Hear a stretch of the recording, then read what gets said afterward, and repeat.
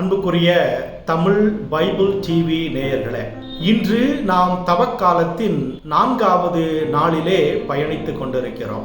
இன்றைய நாளிலே ஆண்டவர் நமக்கு தருகின்ற தவக்கால செய்தி என்னவென்றால், அவசரமாக இயங்கிக் கொண்டிருக்கின்ற இந்த உலகத்திலே நம்மையே நாம் சற்று அலசி ஆராய்ந்து பார்ப்பதற்கு அமைதியாக சிறிது நேரத்தை செலவழிக்க வேண்டும்.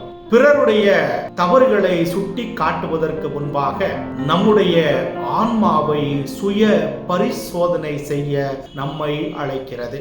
நான் செய்வது சரியா தவறா என்பதை உணர்ந்து கொள்ள இயேசு இன்றைய நாளிலே நமக்கு அழைப்பு விடுக்கிறார்.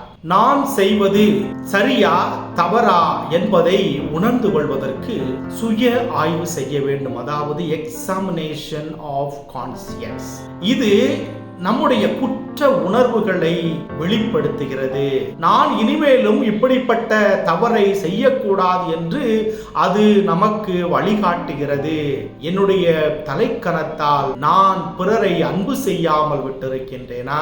அன்பு செய்ய நேரம் இருந்த போதும் கூட அதிலிருந்து நான் விலகி இருக்கின்றேனா என்பதை நாம் சுய ஆய்வு செய்ய வேண்டும். சுய ஆய்வு செய்வது என்பது ஒரு வகையான பயத்தை நமக்கு கொடுப்பதற்காக அல்ல, மாறாக நாம் கடவுளுடைய திருமுன் நேர்மையாக இருப்பதற்கு தான் ஆண்டவர் இன்றைய நாளிலே நமக்கு அழைப்பு விடுக்கிறார்.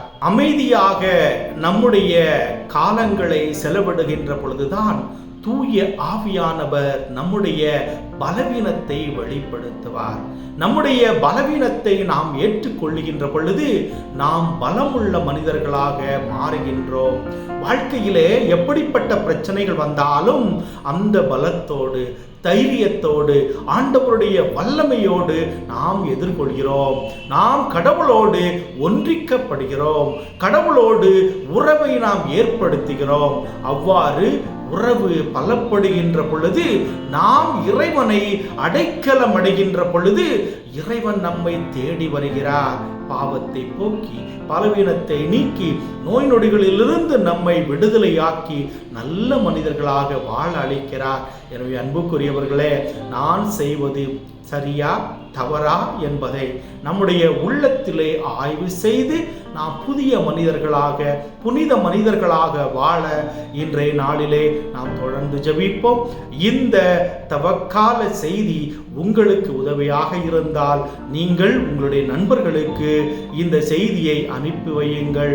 இந்த தமிழ் பைபிள் டிவி யூடியூப் சேனலை சப்ஸ்கிரைப் பண்ணுங்க. நீங்க உங்களுடைய ஆதரவை எங்களுக்கு தாங்க. அப்பொழுதுதான் எங்களால் முடிந்த அதிகமான செய்திகளை உங்களோடு பகிர்வதற்கு எங்களுக்கு துணையாக இருக்கும். God bless you.